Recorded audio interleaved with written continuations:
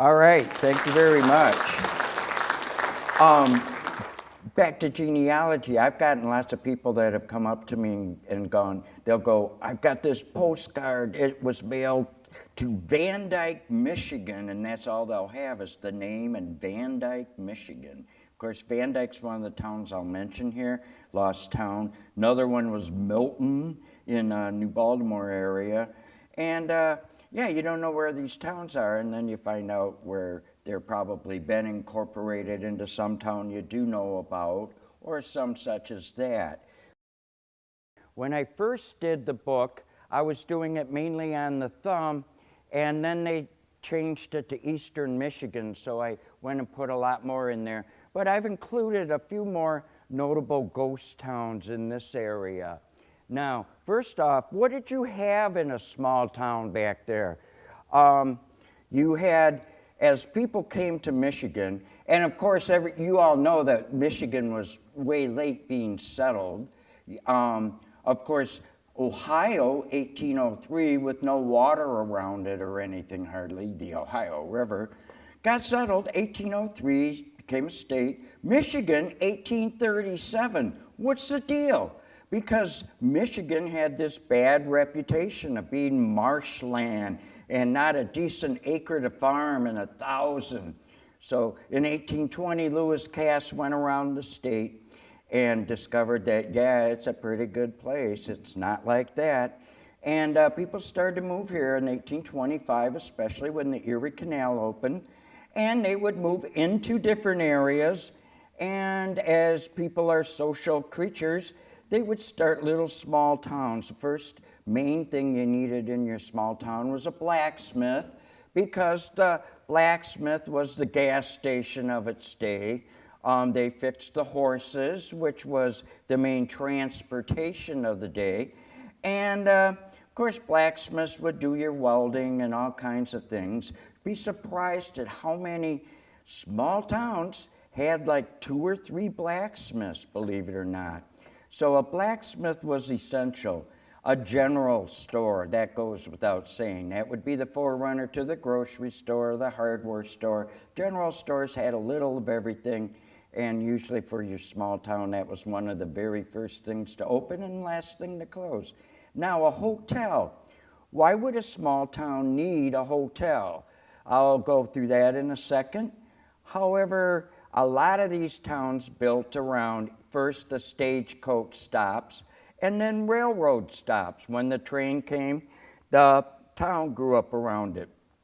A lot of towns, when they found out the railroad was going to be built somewhere close by but not where they were, they would actually pick up the buildings and move them over to where the railroad stop would be. Now, a post office was awarded when a town became big enough, and this was what really helped towns grow too. You came to the town to get your mail. A lot of times at first it would be in the general store or maybe the dance hall even. But eventually, if it was a larger place, the post office would grow and get its own building. In Michigan, we have lots of water, and so in many of our small towns, they grew up around a sawmill or a grist mill to grind up for flour.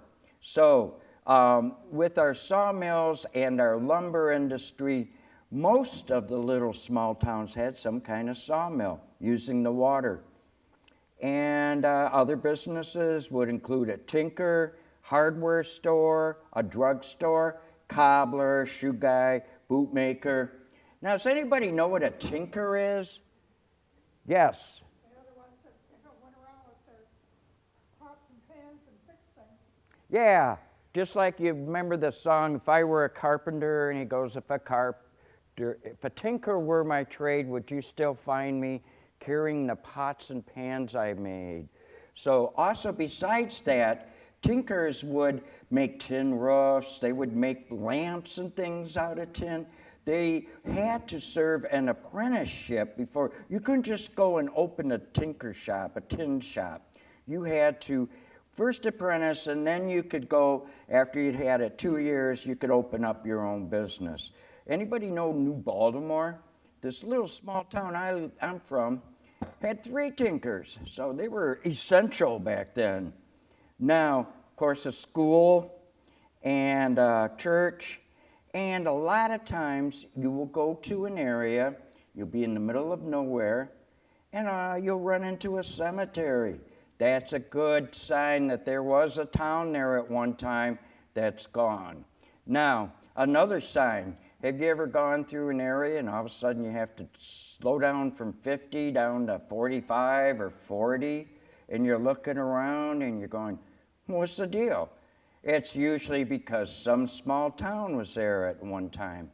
And I'll tell you, that's where the local cops know to put their speed traps too, so be careful.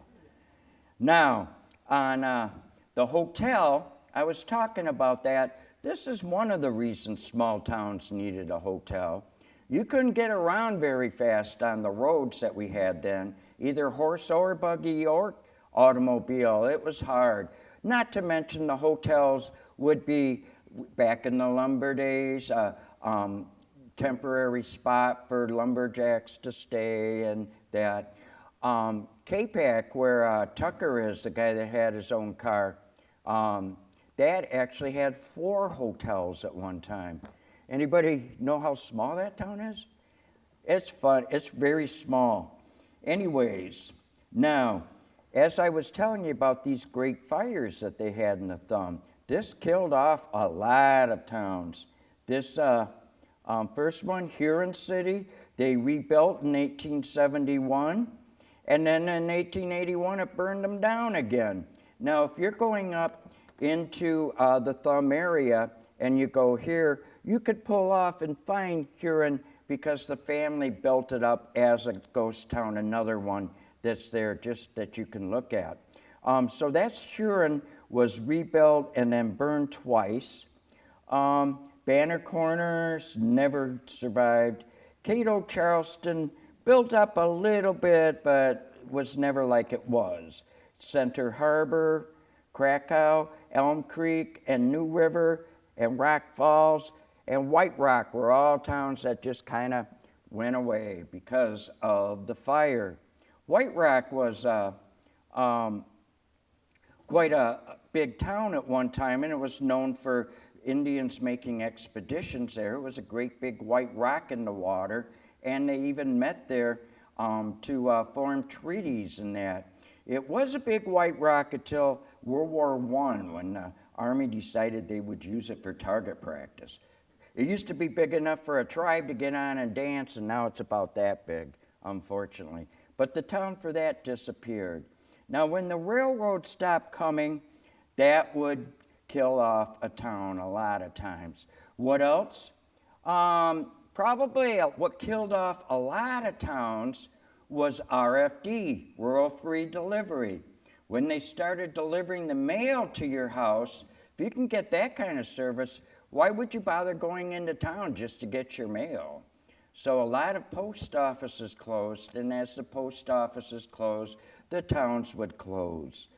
And this, oh, by the way, this guy here was from Melvin, Michigan, another gone town. Now, in the area of Mount Clemens, there was a town called Frederick, which was one of the bigger ports at one time. It was as far as they got on building the Clinton-Kalamazoo Canal.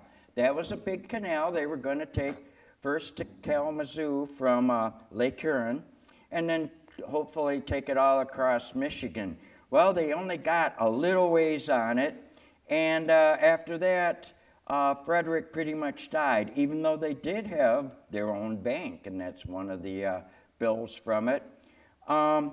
They were also in the same area as in the late 1700s, a tribe of Iroquois Indian drove out the Moravian settlement that was there. And the Moravians were the first people first white people in Macomb County. They put the first road there, Moravian and that.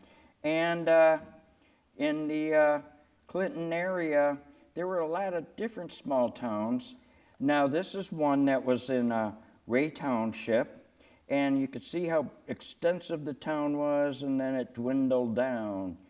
And another one, Disco, not the same, not the place where the discotheques first started, but this was one around 25 Mile and Shelby in the Utica area. And you can see I got a plat map there. There's the grocery store. It built around the Disco Academy, which was a school where you could send your kids and get higher education. There's a lot of little country schools, but once you got past the 8th grade, most towns you'd have to take them Mount Clemens or someplace they had a school. So this one served the area for Utica, that area, even Romeo. Now Mead was a town that if anybody does any of the with the what do you call it? Metal detecting.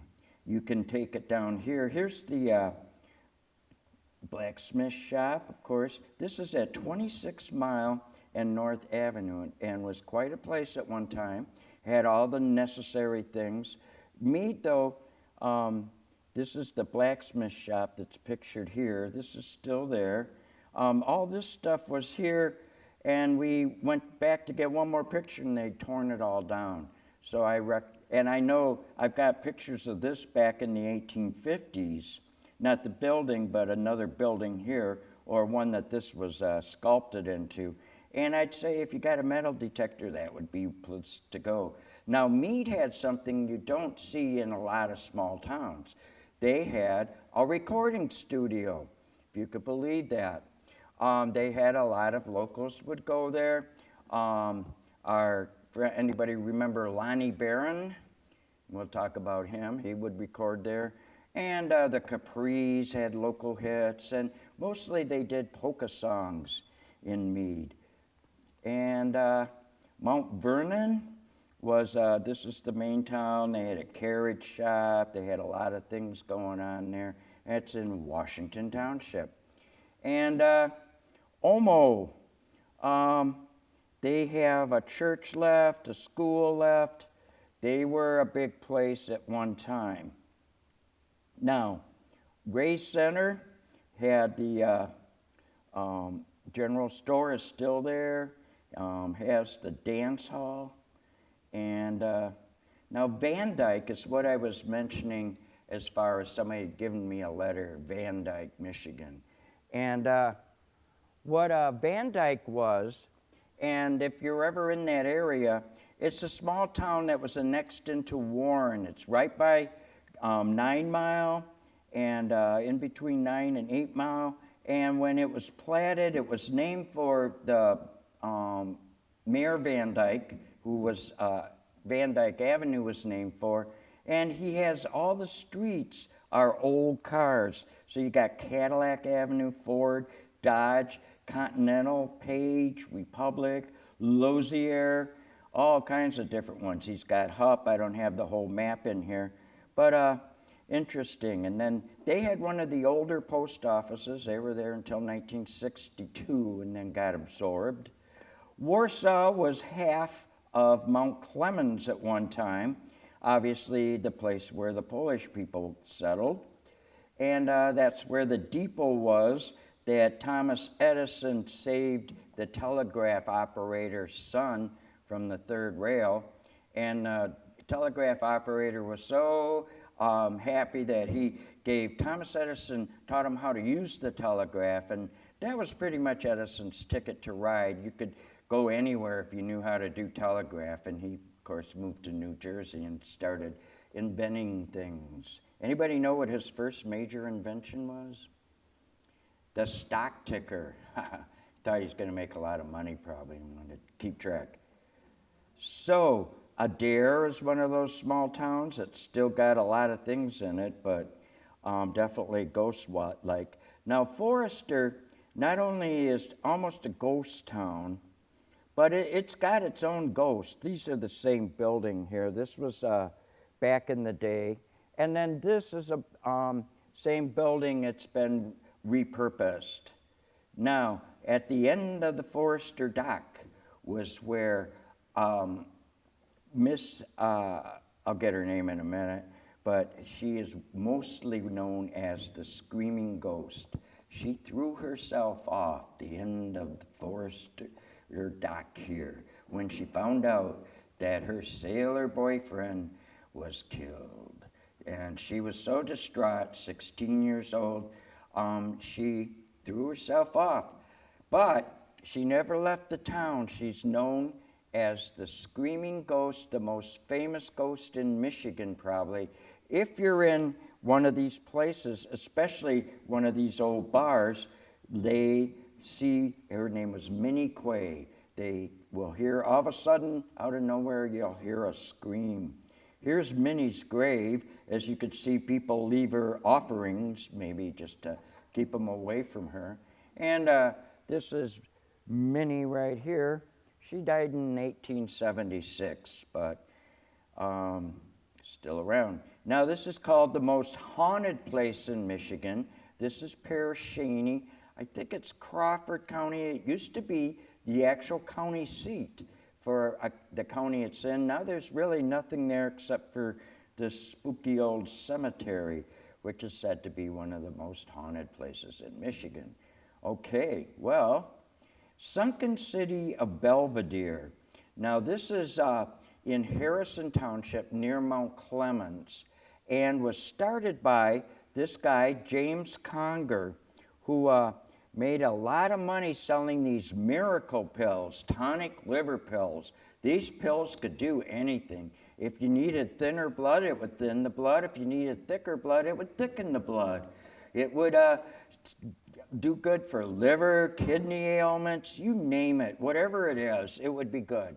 And he made a ton of money on this. So he took his money and he bought a lot of land here in the Mount Clemens area. And he had a lot of people come and buy land. They even had their own bank, and here's one of their notes. And they had a hotel that had like the 3rd floor on it.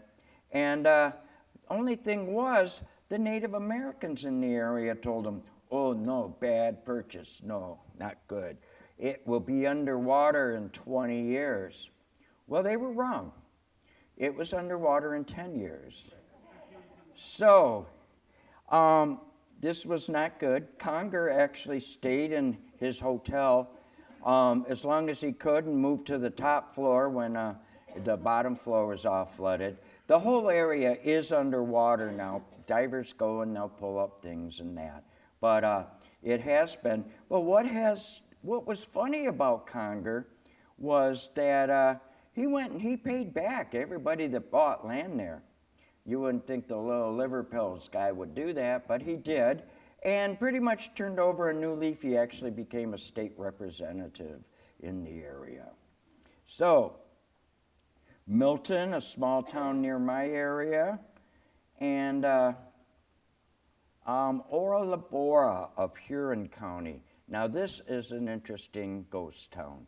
Now, Labora, again, was a number one in the thumb. And at one time, they had a movement they had one called New Harmony, Pennsylvania. They were like religious movements. John Wesley Harding. A lot of Germans moved here. In fact, this one guy that started Labora colony in the thumb was named Bauer, and he ran ads to draw German people into the colony. And Labora meant work and pray. And so it was a very serious thing. They had really religious people would come and work their social farms for the whole group until 6 when they could work their own place. But what was interesting about them was they didn't have any potable water, no water they could drink. So being German, what do you think they did? Right, they made beer. So basically what you have is a religious colony that drank beer morning to night. So it lasted quite a while, actually. Lasted about a little over about 20 years. And really its demise mostly, I guess everybody was happy. The demise came when the Civil War came and they had to take the young men, and they went to fight. Now this is actual drawing of what the town looked like. And unfortunately, Native Americans moved into the place after all the Ora Laborans moved out, and the townspeople didn't like that, and they burned it. But this was a road going in there, and this is the Ora Labora Cemetery, and that's pretty much it now. Port Crescent. Anybody been to Port Crescent Park? Okay.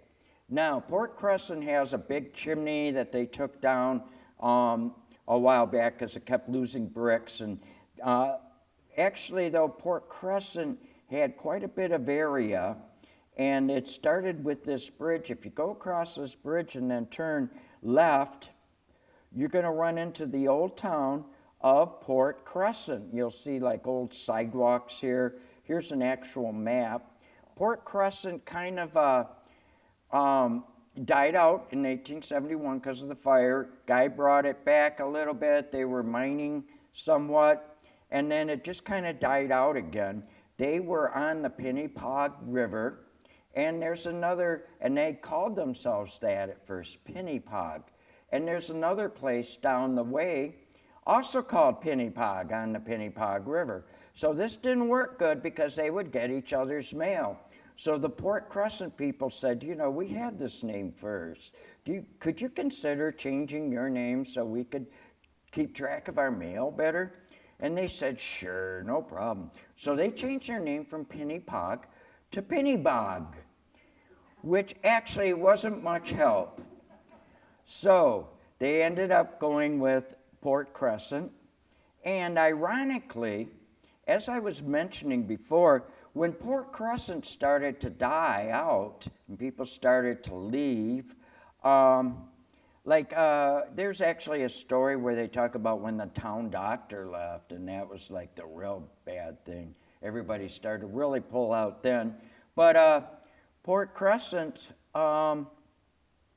did have one of the spookiest cemeteries we ever saw. We had to go through a farmer's field to get to it, and then after here you walk for a half a mile, and then finally you come to the cemetery area. But as I was saying, as Port Crescent started to die, people moved the buildings down to Pinnipog, the one that wouldn't change their name. So Pinnipog still has an old general store. It's not used anymore. That was in Port Crescent.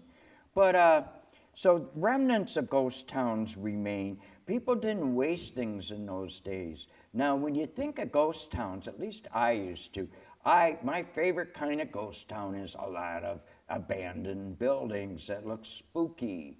But there are actually some good ones of that. But my point is, there's not a lot of abandoned buildings back in those days because they'd pick up the buildings and move them somewhere if they weren't going to work where they were. If they could, they put rollers on them and go across the water. They would sled them across the water. They would put rollers and move them on land. So Port Crescent ended up there. Greenstone City, another lost town. And Greenstone City had Captain Nemo Phillips came to the small fishing village of Greenstone City. Wasn't called that then.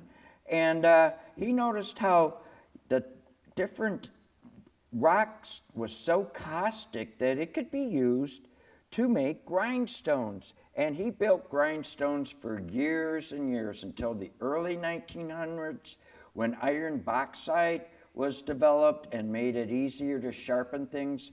But if you see old grindstones in an old movie, or they went all around the world, they probably were from Greenstone City.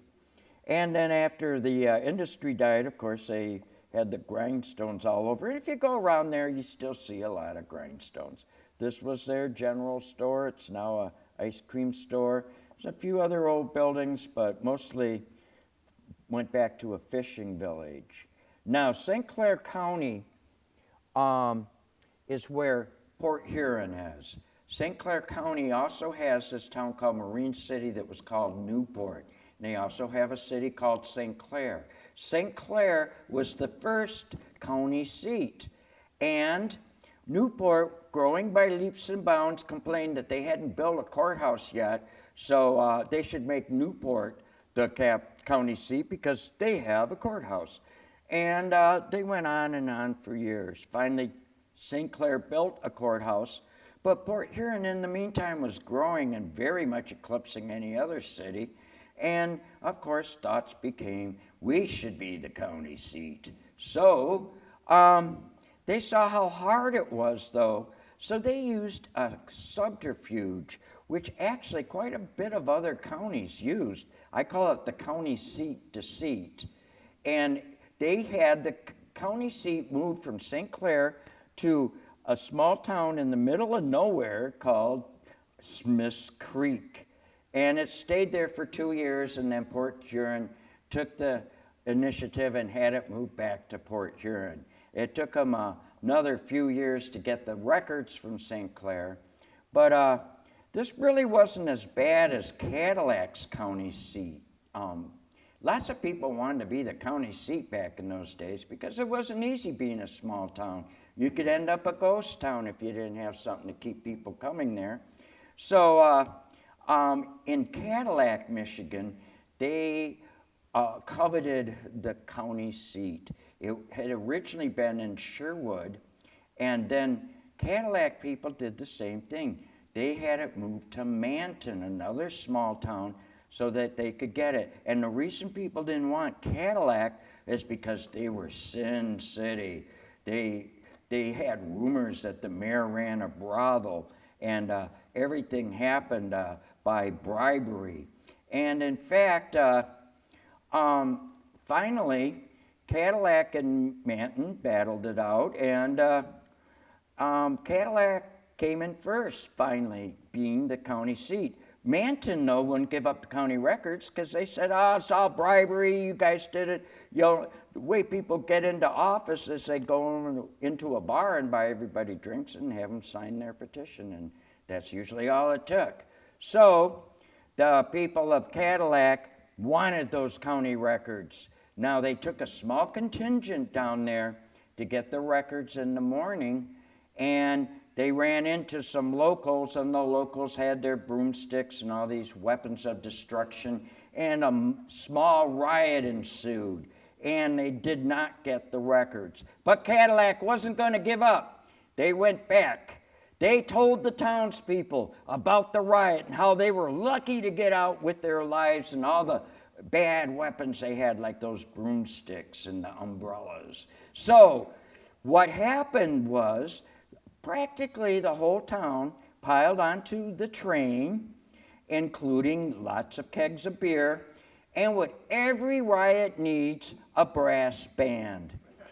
They brought the whole shebang down to Manton, and then finally wrestled away those county records, and they've been the county seat ever since. And Manton is a ghost town. Now, Smith's Creek also, besides being the county seat at one time, did have a couple notable things. And I mentioned one Thomas Edison historical thing. In Smith's Creek, he got kicked off the train for setting it on fire with his chemistry set. And also, the Smith's Creek Depot is the one that they moved to Greenfield Village. So that one's there. And here it is in Greenfield Village, and here it is back in the day, same depot. This was a replacement depot that became an antique shop.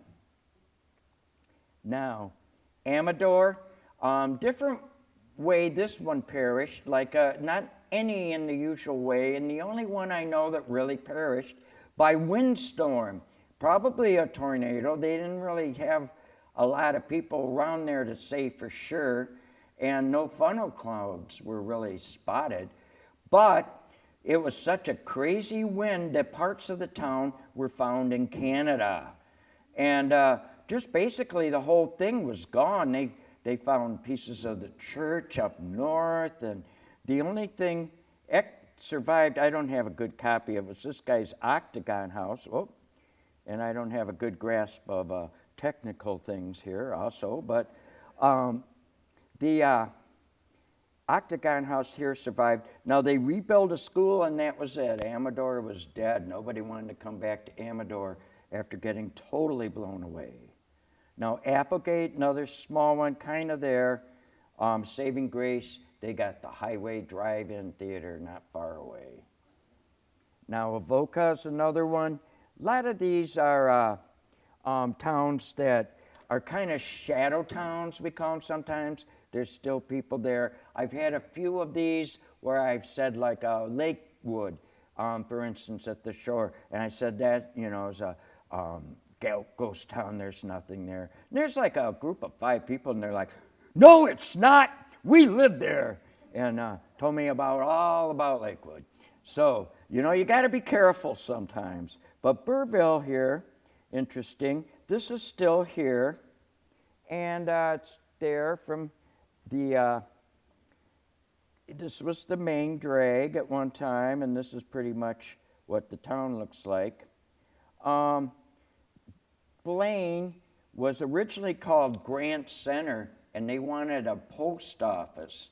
And so they applied for the post office, and they told them, Grant's already taken. You got to get something else. So guess who was running for president? Not David Blaine, the magician, but the guy that ran against Rutherford B. Hayes and lost. And the town faded away quickly. I say, wait till the election is over and go for the winner. Naming your town for an election loser, not good. Blaine is another one where they took all the town buildings and moved them 2 miles to be by the railroad. Now, Brockway, same thing. Goodall's, anybody been into St. Clair County and to their county fair? Now, this is Goodall's, and they have a nice reconstructed village there. What they don't have is what used to be there is the poor home. Anybody familiar with the poorhouses that we had? A lot of people don't know about them anymore, but every county had one. A lot of them are like on County Farm Road or that. They'd call them the county farm. But really they were where you would send the indigent people. And it was pretty much required in Michigan for every county to have one. Now, Goodall's has a lot of other buildings. Huronia Beach, a good example of why some towns didn't make it. They're just antisocial. Bicycle stop, private property, keep out. And this was actually the post office. Jetto's still there, grew around a mill. And Lambs, I like, Lambs was originally a railroad stop. The railroad was Pere Marquette, a major railroad at the time. And it had the stop here, and here's the depot. It had a lot of buildings. Here's a car dealership at one time. This at one time was the John Deere dealership. This building here, as I said, was the John Deere dealership. Is anybody, I don't know if you've heard about the guy who used to always get his livestock shot after the first day of hunting. You get all these amateurs out there. One time, they'd take shots and hurt his animals. So after the first day of hunting, he took his horse and he wrote on it, great big letters, horse. And then he wrote cow on his cow. He woke up the next morning and there was a big hole in his John Deere tractor. So, anyways, Lambs, good example. You see these little signs every once in a while. It has one in Lambs. You slow down to 40 from 55, I think.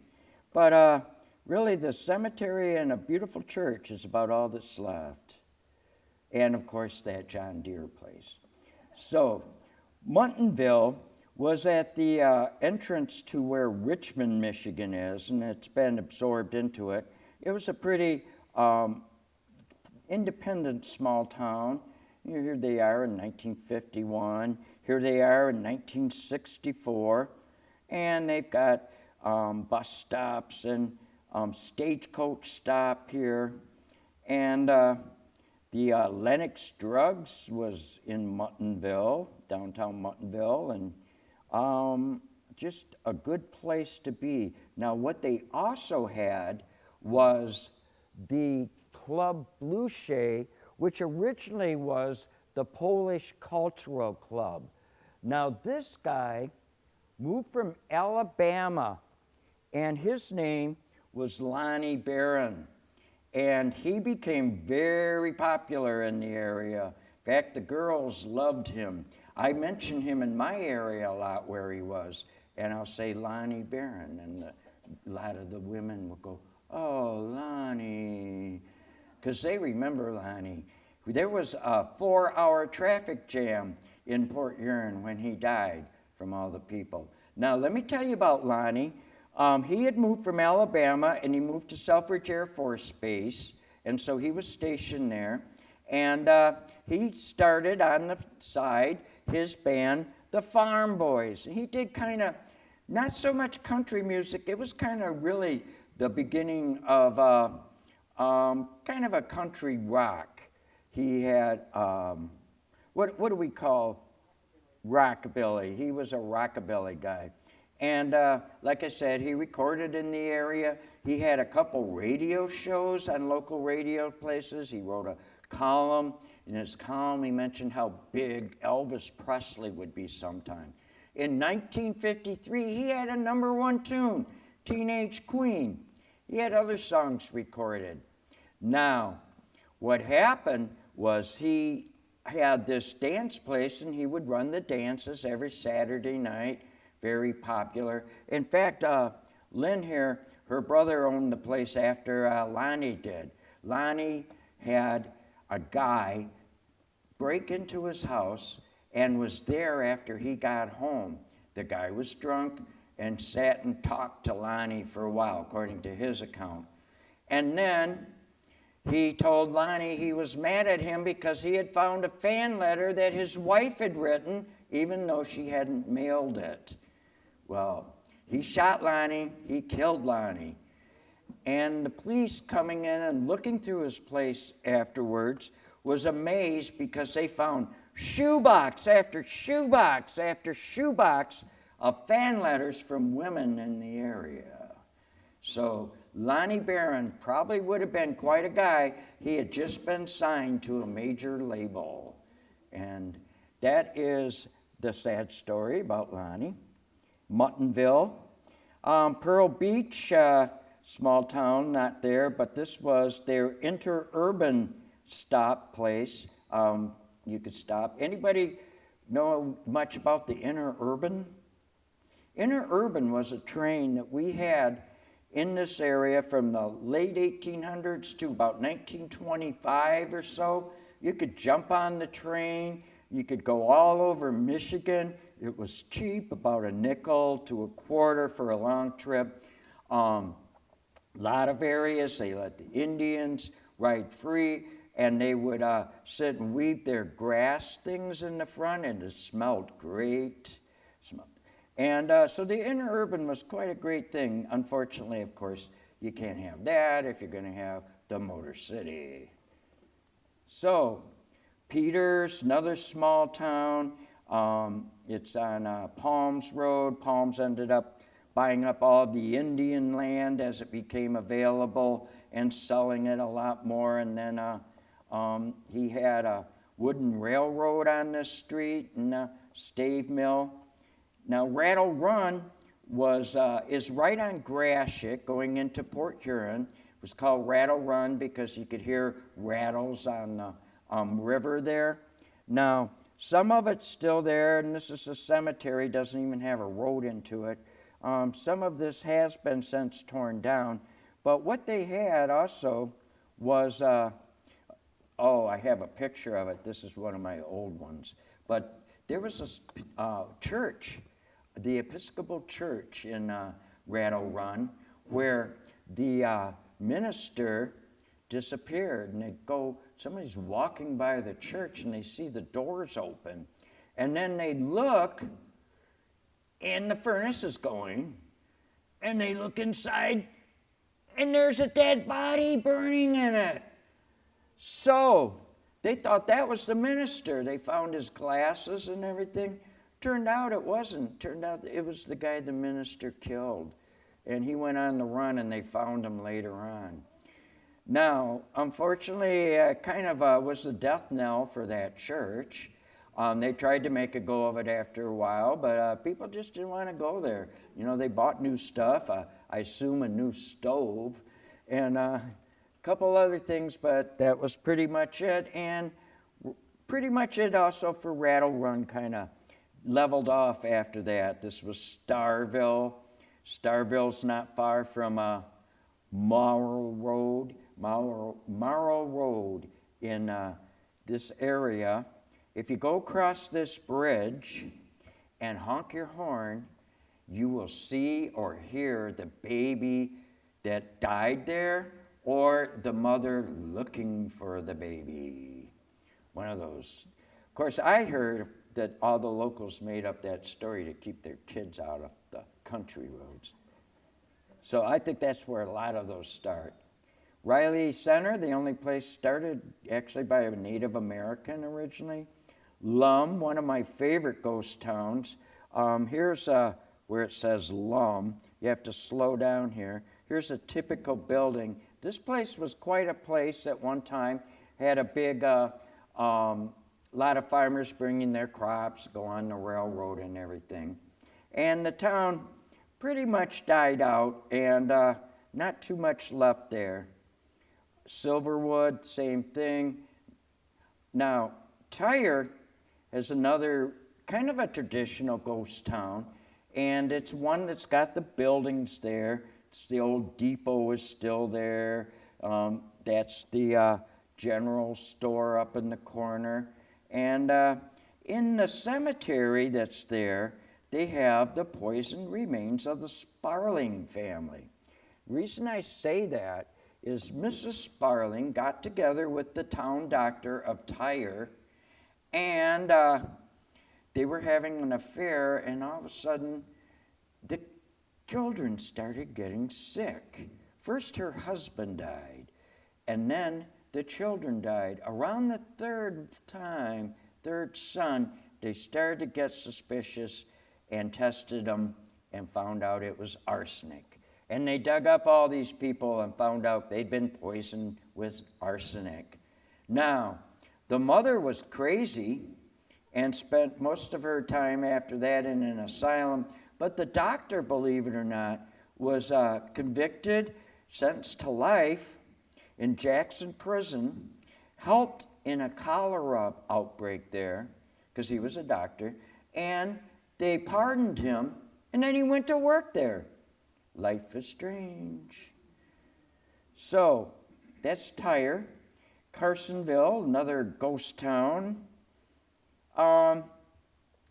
Friedberger was in the middle of nowhere. This building's still there. It was a stagecoach stop originally. Snover,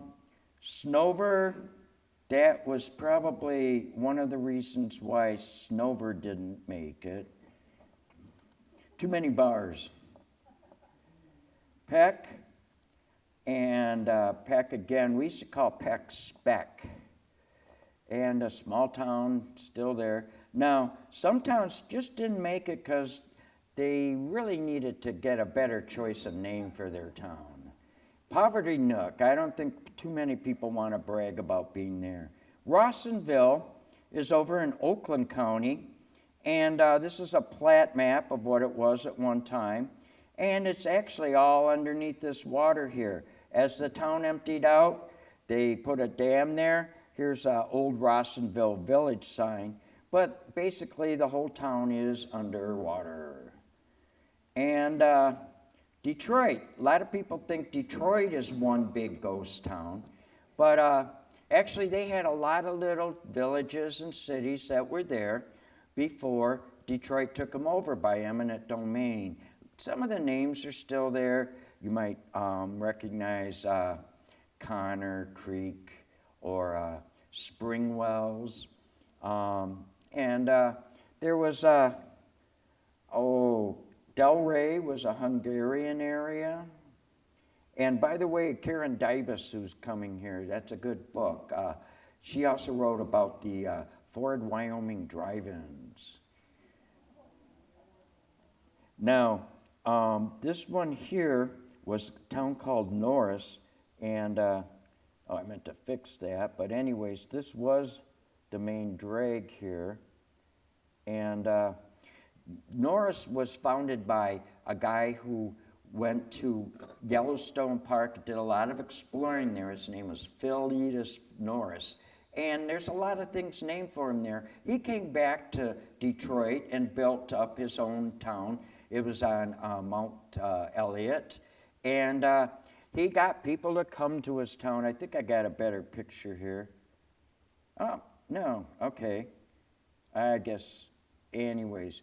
He had a village that had, in the basement, they had the town jail. He had his office for his real estate on the 3rd floor. On the 2nd floor, the main floor, was a bar, the two-way in. It had 2 ways in each room, so that, like, if your wife was there, you could use the other entrance, your irate wife, and escape her. So the 2-way in had some advantages for that.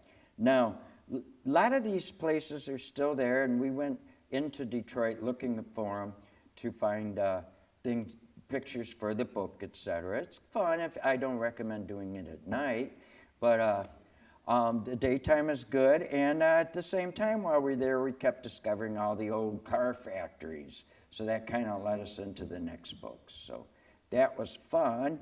And you know, we do have a number of books here for sale, and just ask Lynn, and she will be glad to help you.